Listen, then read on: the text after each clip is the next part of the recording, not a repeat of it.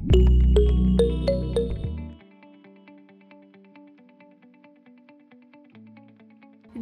সফল হতে হলে বিশ্ববিদ্যালয়ে যেতেই হবে এমন কোনো কথা নেই বলে মনে করেন যুক্তরাজ্যের প্রধানমন্ত্রী ঋষি সুনাক। সামাজিক যোগাযোগ মাধ্যম ফেসবুকের ভেরিফাইড পেজে সম্প্রতি এক পোস্টে তিনি এই মন্তব্য করেন।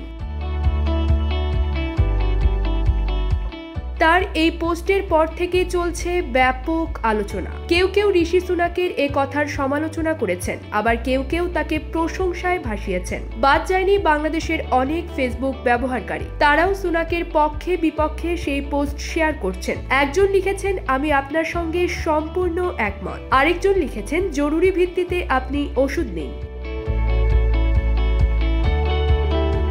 বিশ্ববিদ্যালয় নিয়ে কিছুটা নিরুৎসাহী করা ঋষির অবশ্য বিশ্ববিদ্যালয়ের ডিগ্রি আছে, তবে তার সফলতার পেছনে এর প্রভাব কেমন তা স্পষ্ট নয়।